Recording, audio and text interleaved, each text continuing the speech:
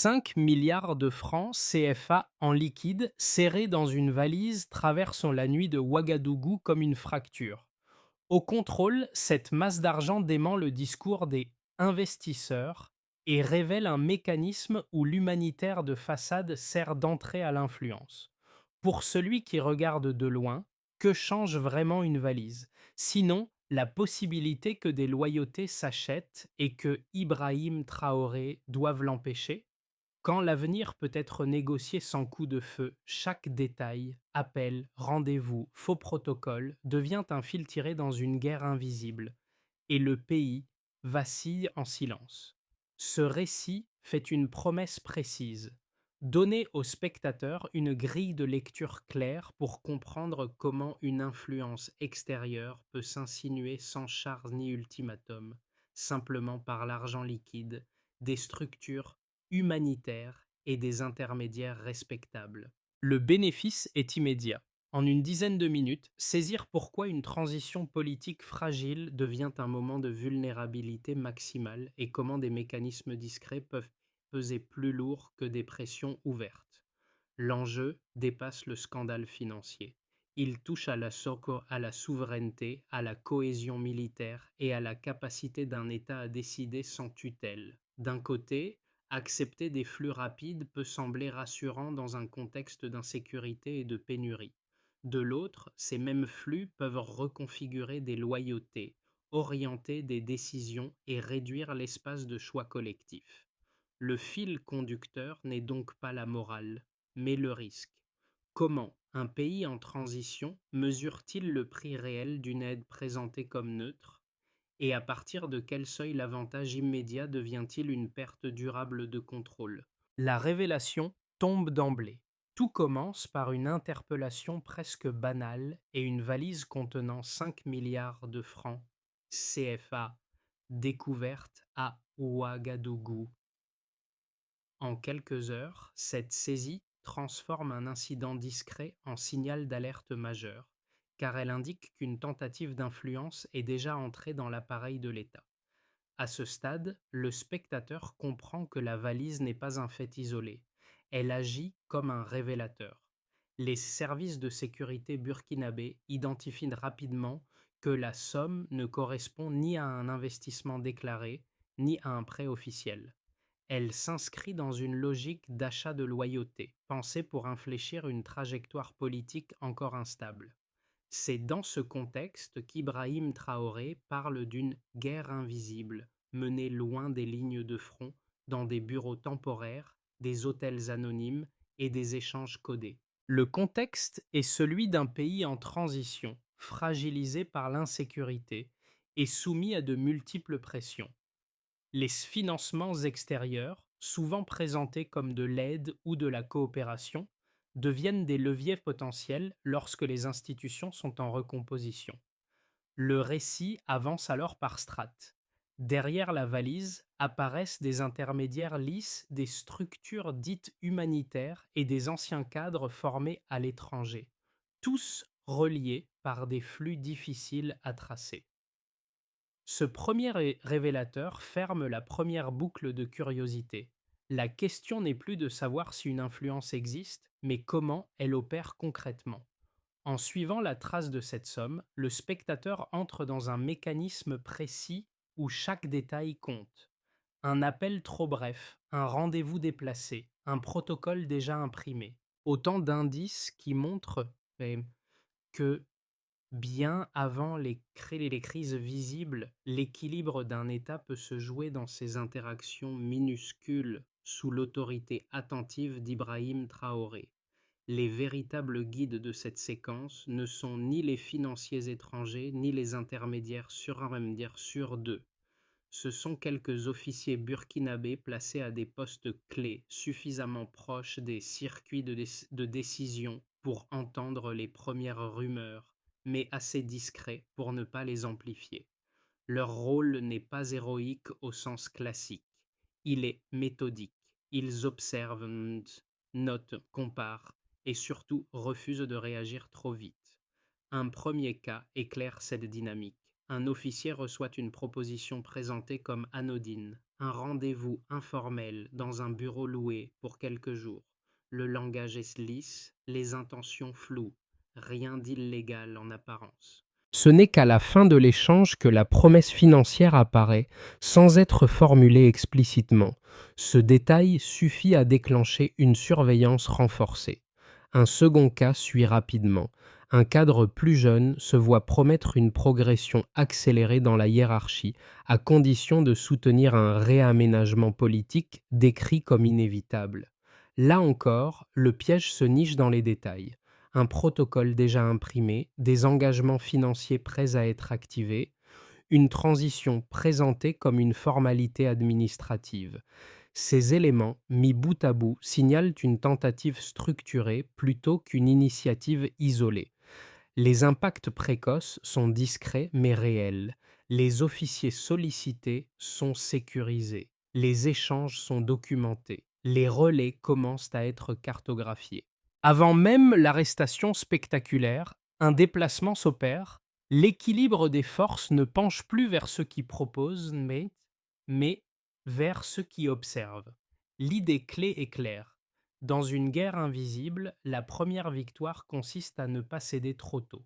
Le déclenchement ne se fait pas par une décision spectaculaire, mais par une rumeur persistante qui circule dans certains cercles militaires. Un homme étranger, discret et méthodique proposerait de soutenir quelques officiers afin de garantir une transition politique présentée comme inévitable. Les premiers signaux sont faibles. Ils ressemblent à des bruits de fond habituels dans un contexte instable.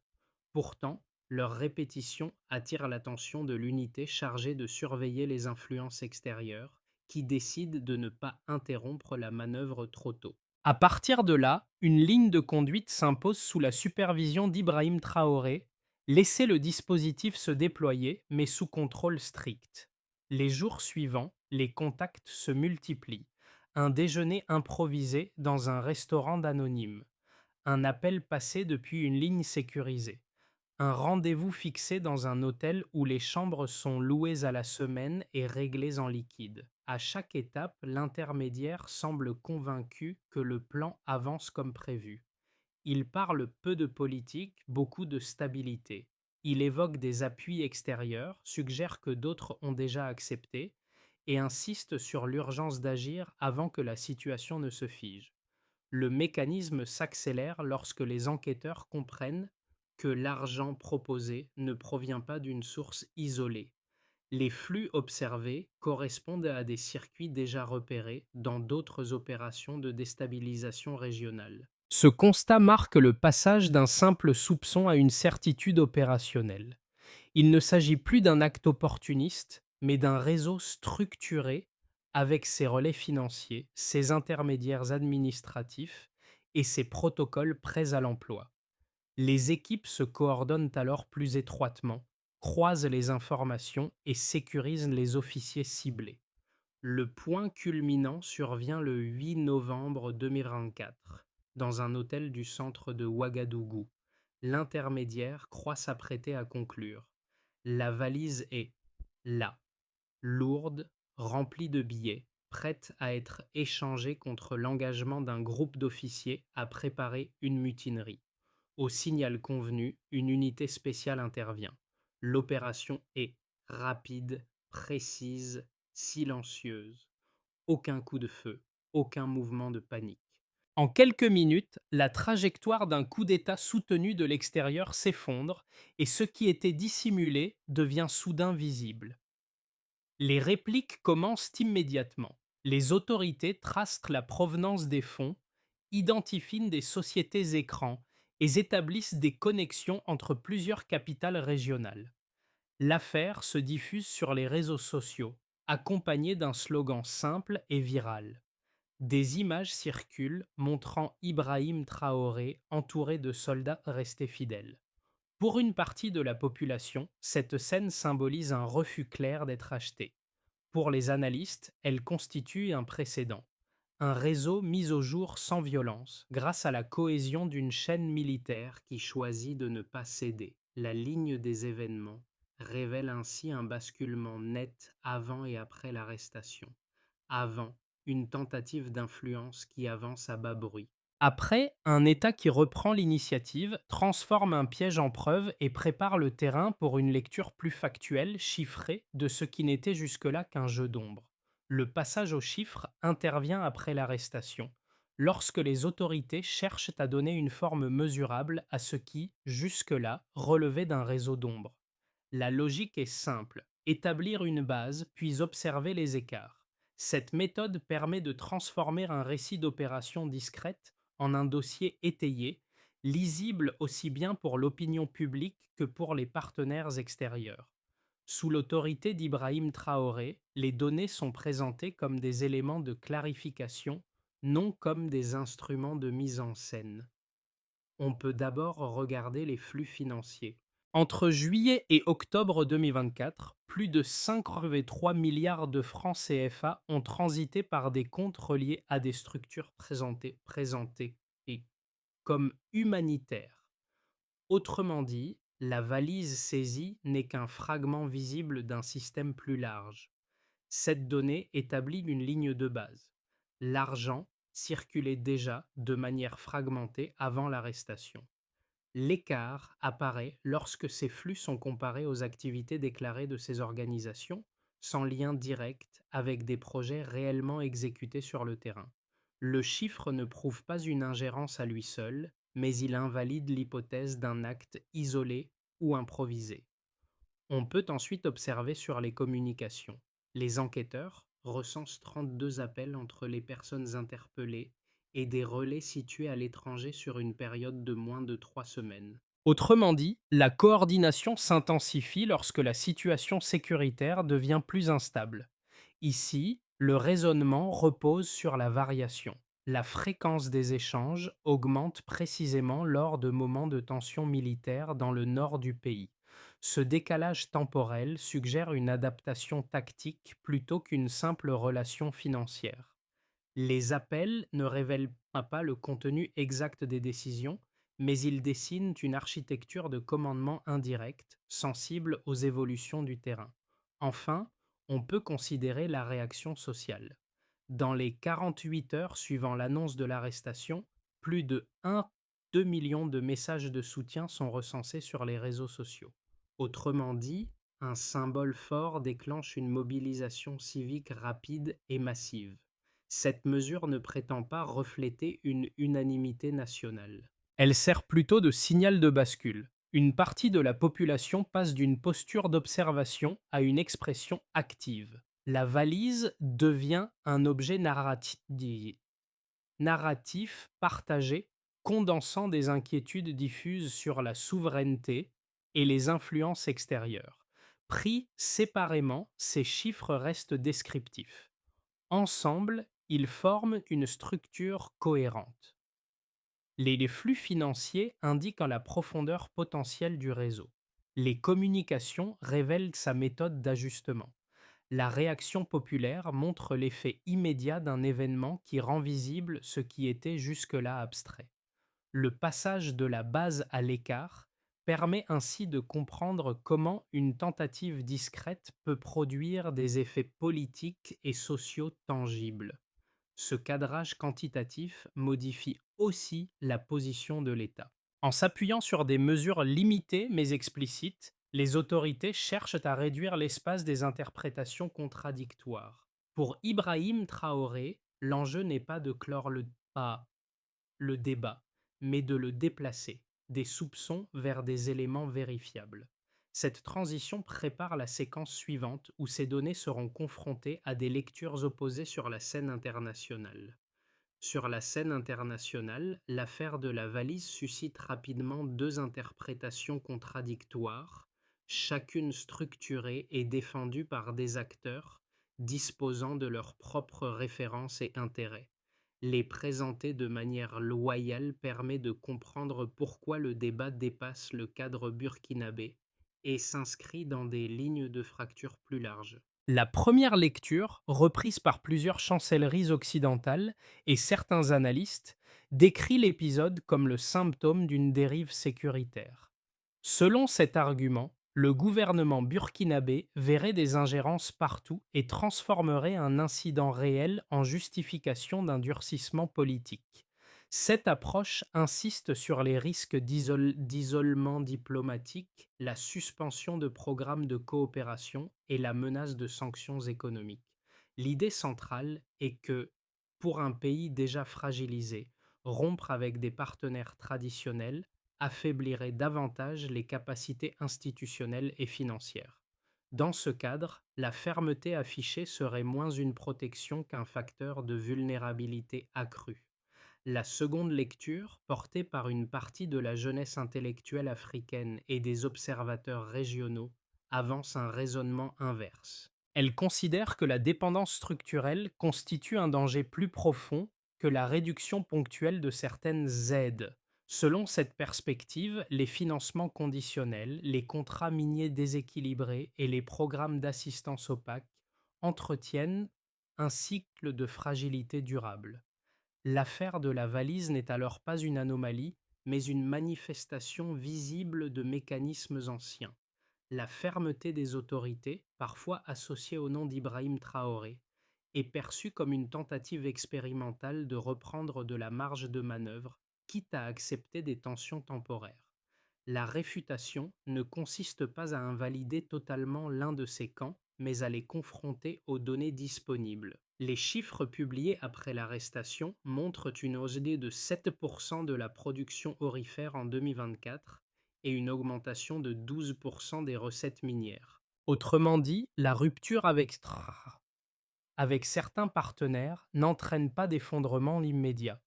Ces éléments n'annulent pas les risques d'isolement évoqués par la première lecture.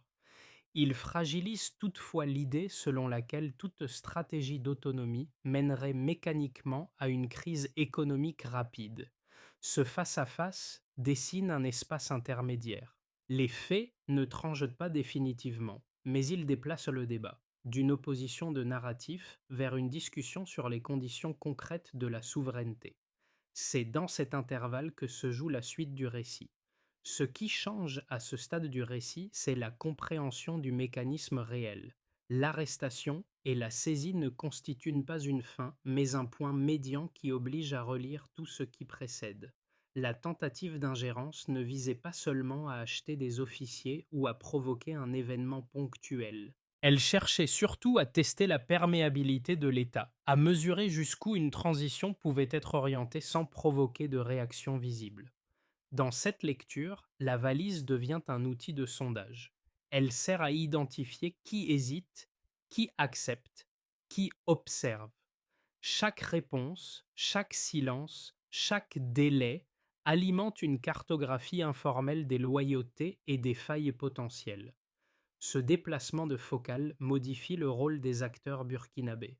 Sous la supervision d'Ibrahim Traoré, l'opération cesse d'être défensive. Elle devient analytique. L'État ne se contente plus d'empêcher une transaction. Il apprend comment l'influence extérieure tente de s'insérer. Cette bascule explique pourquoi l'épisode est présenté comme un précédent.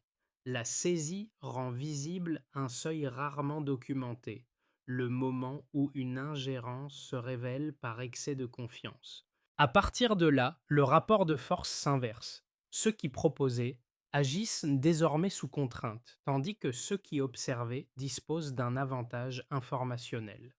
Le milieu du récit marque donc moins une victoire qu'un changement de posture. Comprendre avant de réagir, exposer avant de sanctionner. Les effets de l'affaire de la valise se déploient bien au-delà de l'arrestation et du symbole qu'elle véhicule. Ils s'organisent en 4 lignes d'impact distinctes, touchant des acteurs différents et traduisant, chacun à leur manière, ce que signifie une politique de souveraineté assumée sous la conduite d'Ibrahim Traoré. Pour l'État, l'épisode devient un levier administratif et politique. Les autorités transforment l'échec du complot en justification d'une reprise en main de certains secteurs stratégiques. Des contrats miniers sont renégociés avec une augmentation annoncée des recettes publiques et des clauses de réinvestissement local plus strictes. Cette dynamique ne règle pas instantanément les fragilités institutionnelles, mais elle rétablit une capacité de décision que beaucoup jugeaient érodée. L'impact principal réside dans la méthode. Utiliser une crise évitée pour renforcer des règles plutôt que pour suspendre le débat. Pour les entreprises, locales comme étrangères, le message est plus ambivalent. Les règles deviennent plus contraignantes, mais aussi plus lisibles. Certains investisseurs dénoncent une orientation jugée imprévisible ou protectionniste. D'autres y voient l'opportunité de partenariats plus équilibrés, fondés sur des cadres clairs plutôt que sur des arrangements informels. Le risque perçu augmente à court terme, mais il s'accompagne d'une réévaluation. La stabilité ne repose plus sur la tolérance implicite, mais sur des engagements explicites. Le modèle Traoré commence ainsi à apparaître dans certaines notes d'analyse, comme un cas d'école encore fragile. Pour la population, l'impact est d'abord symbolique, puis social. La saisie de la valise agit comme un électrochoc. Les messages de soutien se multiplient. Les débats s'intensifient dans les radios locales, les écoles et les associations. Le récit d'un État qui refuse d'être acheté nourrit un sentiment de fierté civique, parfois qualifié d'esprit Traoré. Cette mobilisation ne fait pas disparaître les difficultés quotidiennes, mais elle modifie le rapport entre citoyens et institutions en réintroduisant l'idée que la défense de la souveraineté ne se joue pas uniquement au sommet. À l'échelle régionale, enfin, les conséquences se lisent dans le Sahel. Le Burkina Faso consolide ses liens avec le Mali et le Niger au sein de l'Alliance des États et du Sahel. Cette coopération, longtemps perçue comme déclarative, prend une consistance nouvelle à travers des projets communs et une coordination sécuritaire renforcée. Pour les observateurs, cette convergence marque une tentative de sortie des circuits traditionnels de dépendance. Le nom d'Ibrahim Traoré circule alors comme le symbole d'un repositionnement géopolitique plus large, capable d'influencer l'équilibre régional. Ces 4 lignes d'impact montrent que l'affaire de la valise n'est pas un simple scandale déjoué. Elle agit comme un révélateur. Lorsqu'une tentative d'ingérence échoue, elle peut recomposer simultanément l'État, l'économie, la société et les alliances régionales. À moyen terme, l'affaire de la valise ouvre 3 trajectoires plausibles, chacune décrivant une manière différente de traduire l'affirmation de souveraineté en résultats concrets. Ces scénarios ne prétendent pas prédire l'avenir. Ils servent de cadre de lecture pour comprendre les marges de manœuvre et les risques associés aux choix actuels, dans un contexte encore instable. Dans l'hypothèse la plus probable, la dynamique engagée se prolonge sans rupture majeure. Les institutions continuent de se consolider par étapes. Les forces armées poursuivent leurs réformes internes. Et la renégociation des cadres miniers s'inscrit progressivement dans le droit commun. La croissance reste modérée, autour de 3 à 4%, suffisante pour éviter un choc économique, mais insuffisante pour transformer rapidement les conditions de vie. Les tensions diplomatiques persistent sans dégénérer. Dans cette configuration, Ibrahim Traoré maintient le cap en arbitrant entre fermeté politique et pragmatisme économique, avec une priorité donnée à la stabilité interne. Si les conditions s'améliorent et que la dynamique se confirme, tout repose alors sur une intégration régionale plus poussée. Si les projets communs au sein de l'Alliance des États du Sahel se concrétisent, certains coûts logistiques et énergétiques pourraient être mutualisés. Des investissements croisés renforceraient la résilience des économies concernées et offriraient un effet de levier inédit dans les négociations internationales. Dans cette hypothèse, la croissance pourrait accélérer nettement et dépasser 5%, tandis que la coopération sécuritaire réduirait certaines vulnérabilités. Le Burkina Faso deviendrait alors un laboratoire régional d'autonomie relative, souvent associé au nom d'Ibrahim Traoré comme figure de cette inflexion. Une trajectoire plus fragile reste toutefois possible avec une montée des pressions extérieures, des sanctions financières plus coordonnées, des campagnes de dénigrement et de nouvelles tentatives de déstabilisation pourraient freiner l'économie et fragiliser la cohésion sociale. Une contraction de l'activité, même limitée, suffirait à rouvrir des lignes de fracture interne et à redonner de l'espace au réseau d'influence. Dans ce cas, la fermeté initiale se heurterait à un dilemme: persévérer au risque de l'isolement ou ajuster la trajectoire pour préserver l'équilibre interne. Ces trois scénarios suggèrent une méthode plus qu'une certitude: ne pas confondre vitesse et direction. Un pays peut ralentir ou accélérer, mais c'est la cohérence de sa trajectoire, dans la durée, qui détermine la solidité d'un projet politique. Après les chiffres, les scénarios et les rapports de force, une question demeure. En quoi cette histoire concerne-t-elle celui qui regarde, même à distance du Sahel? Trois angles permettent d'établir ce lien sans transformer le récit en leçon, mais en miroir d'expérience plus universelle. Le premier angle touche au rapport à l'autonomie. Dans de nombreux contextes, individus comme organisations sont confrontés à des offres présentées comme avantageuses, rapides, parfois indispensables.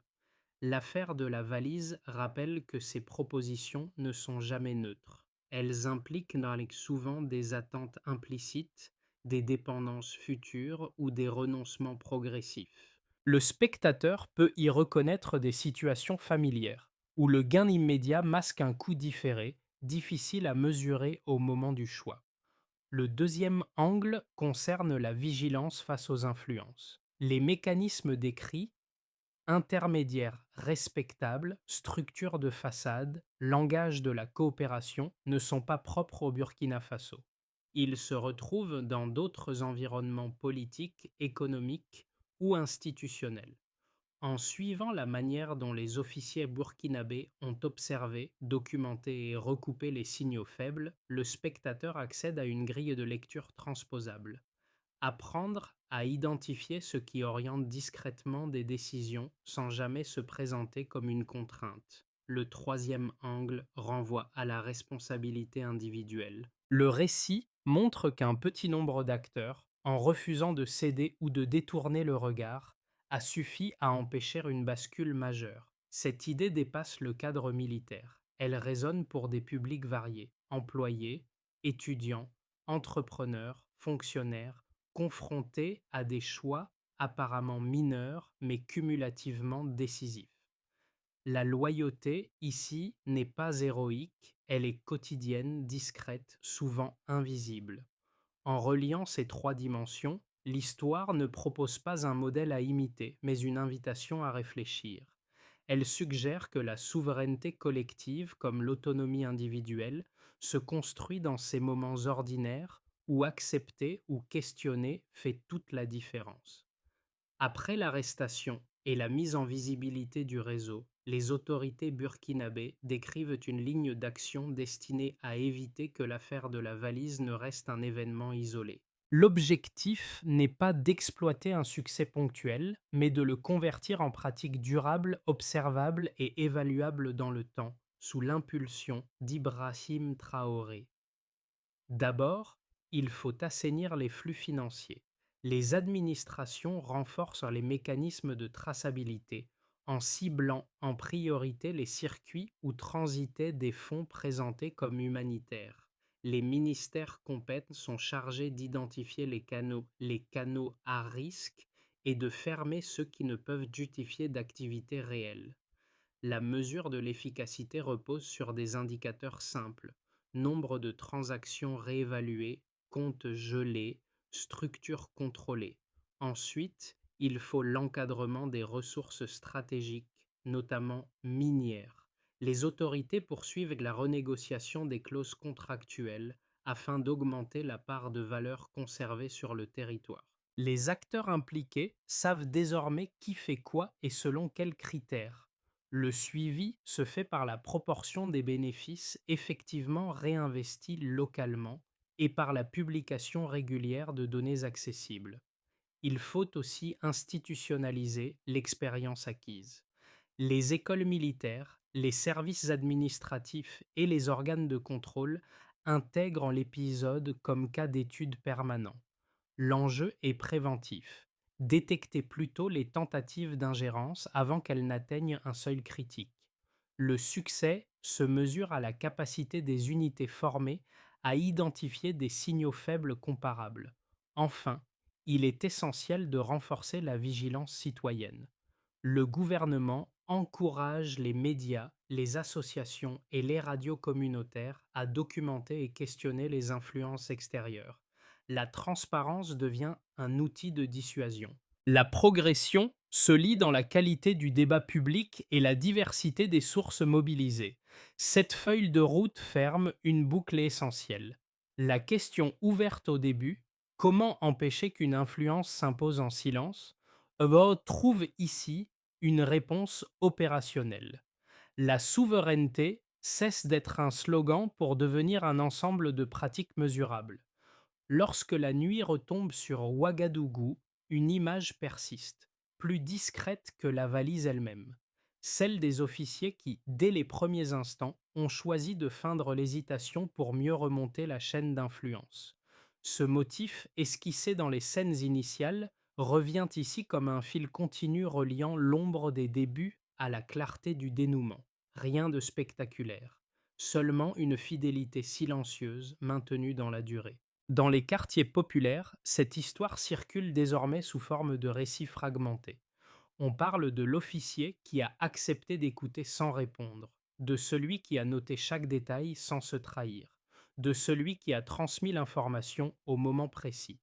Ces anecdotes n'effacent ni les menaces persistantes, ni les fragilités économiques, mais elles redonnent une épaisseur humaine à des décisions souvent perçues comme lointaines. Elles rappellent que la bascule ne se joue pas toujours dans les discours officiels, mais dans des gestes minuscules accumulés. C'est dans ce miroir que s'inscrit la posture d'Ibrahim Traoré, non comme figure héroïque isolée, mais comme point de convergence d'une chaîne de loyauté qui a tenu.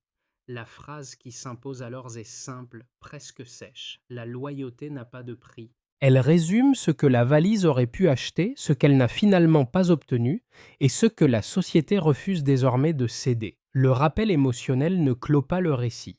Il en fixe le sens. L'histoire ne se referme ni sur la saisie d'une valise, ni sur une formule prononcée dans un discours. Elle continue de s'écrire dans les gestes ordinaires d'un pays qui tente de décider par lui-même, jour après jour, sous contrainte, avec ses contradictions.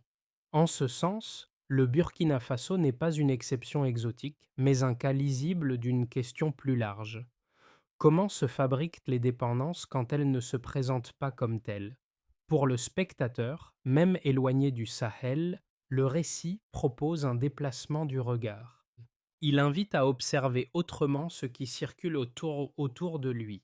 Les offres trop avantageuses, les partenariats aux conditions floues, les récits déjà prêts à l'emploi qui promettent stabilité ou efficacité. Chaque société possède ses propres valises silencieuses, visibles seulement pour ceux qui prennent le temps de questionner ce qui semble aller de soi. C'est là que l'histoire de ce pays, associée au moment politique incarné par Ibrahim Traoré, ouvre un espace de discussion plutôt qu'une conclusion. Jusqu'où accepte-t-on que d'autres fixent la valeur de choix collectifs? À quel moment l'aide devient-elle une influence? Et comment reconnaître les signaux faibles avant qu'ils ne deviennent des évidences? Si ce récit vous évoque des situations proches ou lointaines, le prolonger par l'échange, le commentaire ou la confrontation des points de vue reste une manière simple de maintenir cette vigilance. Souvent, ce sont ces discussions modestes qui empêchent les dépendances de s'installer durablement.